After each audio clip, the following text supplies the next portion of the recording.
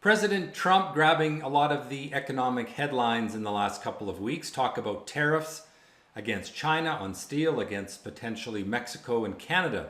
Question is, will this cause a real economic problem? Will it crash the stock market? I'm going to show you how to answer that question. When you have these major headlines, it's very easy to determine whether these things really matter. And I'll show you how. And we'll look at whether this tariff talk is going to have a real effect on the market. Plus, I'm going to walk you through all of the markets. We'll look at the US, Canadian stock markets, Bitcoin, commodities, and figure out where those are likely headed so you can plan for your portfolio. And then finally, at the end of the video, I'm going to walk you through a day trade, a stock that made big gains in a short amount of time. And I'll walk you through the exact steps that I take to find these kind of trades, how to enter, how to manage risk, and how to know when to exit. That's all coming up in this week's Stockscores Market Minutes. All right, let's get into this discussion about tariffs. So anytime you have a headline, a big news event, what you have to do is kind of think about, well, what markets would be affected by that? And then think about or look at how those markets are reacting. So to begin, let's talk about the first tariff threat, which was against Mexico and Canada for border security, fentanyl, all these different things. Obviously, if that kind of talk is in the market, you just go look at the market for things like the Canadian dollar, the US dollar, the Mexican peso, and then the Canadian and Mexican stock markets. And we're going to do that in just a moment. Look at those charts.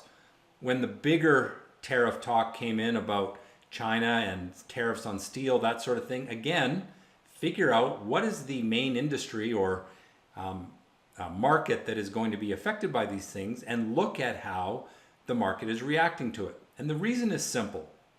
You and I, anyone by ourselves, does not have enough knowledge and information to really assess how these things matter and whether these things matter. But the stock market is made up of millions of people trading billions and even trillions of dollars. They are casting their opinion based on the very best information and using that to determine if something really matters. And if something matters and is negative, then you'll see that market go down dramatically because the market's very efficient at pricing in information. So we've got lots of negative headlines in the last couple of weeks, potentially negative. But I always say don't pay attention to what people say, look at what they do. So how have the markets reacted to the tariff announcements in 2025? Well, let's begin with the S&P 500. This is the daily chart of the S&P 500. And you can see that we are actually up for the year. Of course, Trump coming into office somewhere in here, and we're basically higher. And the market generally is going up with rising bottoms. So the buyers are in control. So the US stock market really hasn't seen much of a negative reaction.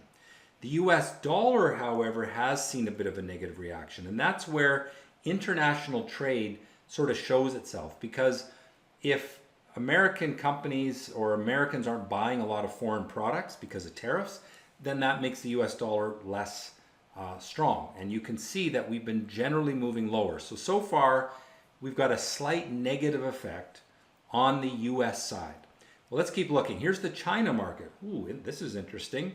We see here that the China market has been going up for the last few weeks. Since the start of the year, despite all the tariff talk against China, the Chinese stock markets, the large cap Chinese companies, are moving higher. So the market in China seems to be shrugging off the tariff talk. What about the Canadian market? Not as strong as the Chinese market, but it has essentially been hanging in there as well, up a little bit from where the year started.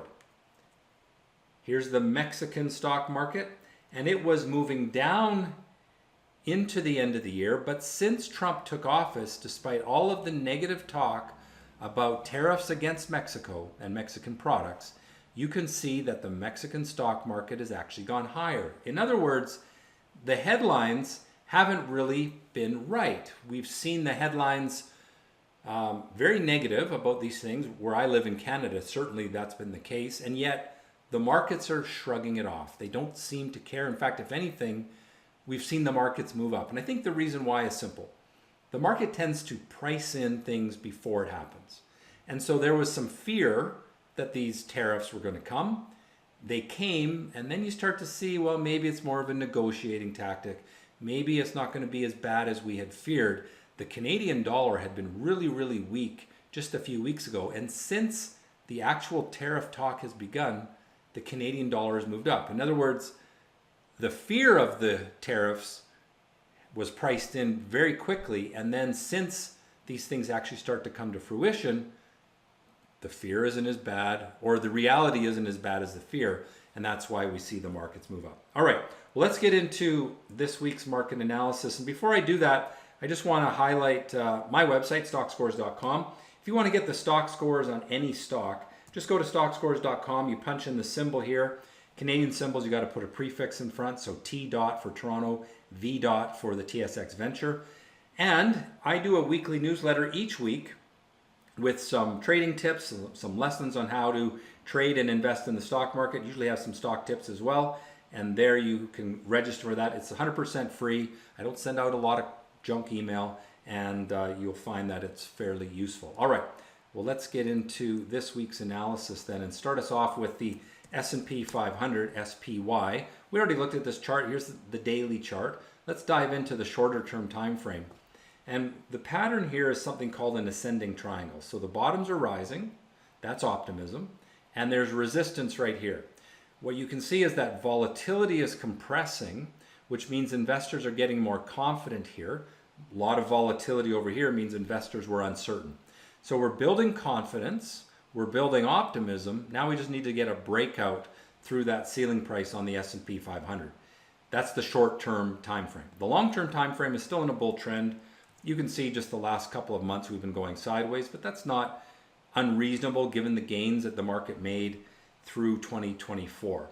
Let's take a look at the NASDAQ market now. QQQ is the symbol. Pretty similar chart. If we dive into the 1 month, a little stronger actually. It's made the breakout through resistance from that ascending triangle. So tech sort of leading the way higher. If we look at the 3-year weekly chart, you see that the bull trend is intact. What about small caps in the US? Well, they're underperforming, and that's because interest rates still remaining high. There were some inflation numbers this past week. The CPI came in a little higher than expected, and that's hurting the small cap stocks because they are more interest rate sensitive. I do see that the bond market is starting to turn. We're going to look at that chart in just a moment. So there could be some reprieve for the small caps, but generally I think you still want to be pretty picky about what you trade among the small cap stocks. With that said, to me the best trades are in small caps. It's just the sector overall is not all that awesome. T.XIU is the Canadian market, and there you see, again, more or less sideways the last couple of months, but the general trend, if we look at the 3-year weekly, is up. And if we look at the 1 month chart, kind of choppy and sideways as the buyers take a little bit of a break. Now gold, which is heavily influences the Canadian market, has been very strong. And again, some of the uncertainty around President Trump and what he might do with international trade and that sort of thing has people flocking to gold as a safe haven. And so you can see that moving up. Now on Friday, there was a little bit of a profit-taking episode on gold. If we look at the 1 month chart, you can see that Friday gold came back, but the trend is still up, and it's not unreasonable to run away from the trend and come back down to it. So gold is bullish, but I am a little concerned for the very short term that we may get a little bit of a pullback. Looking at the 3-year weekly, there's your upward trend line. Anytime price runs away, it pulls back, runs away, it pulls back, and we've run away. So don't be surprised if we get a little pullback in gold in the near term. USO is the oil chart, and you can see it's been quite weak the last 4 or 5 weeks. And if we look at the 1 month chart, you see it's pretty bearish. The tops are falling from left to right. That means the sellers are in control. The 3-year chart is stuck in a sideways range underneath resistance, and slowly building optimism. Probably pulls back into here and bounces and does this for a while, and maybe one day we'll get a breakout through that resistance, but it's been a 1.5 years waiting. All right, let's take a look at the US dollar again. We'll just take a quick look at the short-term chart, the daily chart here. You can see that tops are beginning to fall, and that is a little bit of a concern. But if we look at the 3-year weekly, the trend is still relatively stable. the US dollar hitting some resistance over here and getting a little stuck there. I think the US dollar is starting to weaken. That's a bit of a concern and maybe showing that the world is having less demand for US dollars if these tariffs come into effect. We talked about that at the top of the video. Here is the chart for Bitcoin, and we can see it's been sideways for 2.5 months. Not really much life there, but the big picture, the 3-year weekly, is still in a bull trend. It's just taking a little pause, and if you're in it for the long term, I think it's a hold. If you're a trader, I don't see a reason to be a buyer of Bitcoin right now. All right, finally, let's take a look at the TLT chart. And there you can see that the trend is still down, but we've had a little bit of life to the upside over the last couple of weeks. So we're starting to see the bond market move up, which means interest rates move down. So when this is moving down, that means interest rates are moving up. And so obviously we had interest rates moving up since the fall, but now we're starting to see an attempt to break this downward trend. And if that happens, we could get a little bit of a reversal and maybe see the interest rates start to fall. All right. So the outlook then, I remain bullish on US large cap and NASDAQ, small cap only neutral on both time frames. Canadian stocks short-term neutral but long-term bullish. Gold I'm bullish on both time frames, but there's some risk there. I think that in the short term we could see a bit more of a breakdown on gold. So yeah, if you've got nice profits there, you maybe want to take a little money off the table, watch for a breakdown. Oil short-term bearish, long-term neutral, same for the US dollar. Bitcoin short-term neutral but long-term bullish, and bonds short-term bullish but still bearish in the long term. All right, let's take a look now at the trade of the week. Of course, one of the services that I offer is something called Active Live, where I run my analysis and my commentary every trading day. The analysis runs all day, my commentary hour to 2 hours a day. And from that, one of the things that we look for are stocks that are in play. And the way that we find them is using an indicator I have called a action candle. So anywhere you see a pink and yellow dot, those are action candles. I love when stocks are boring with nothing going on, and then you get an action candle and you start to see the volume coming in. That's the reason to take a look at that stock.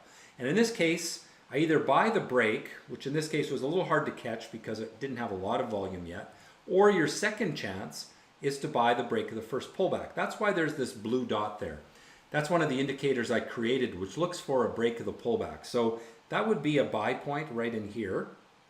And you can see that the market then made a nice move to the upside from that point, making those strong gains. Now, when the upward trend line is broken up in here, that's your cue to sell. So you have an entry right around $1 and an exit right around $1.25. That's a 25% return, but that's in about half an hour. And that is the kind of things that you can trade when you're looking for this abnormal trading activity that we look for on the entire US stock market every day, real time. That's Active Live. And if you want to learn more about that, go to Stockscores.com. Check out the trader training area. There's lots of stuff in the website about that. Of course, make sure when you go to Stockscores.com that you punch in the symbols of your favorite stocks, check the scores, and also make sure you're registered for that free weekly email that I send out every Monday. Lessons, stock picks, and lots of great insight. Hope you've enjoyed it, and as always, trade well.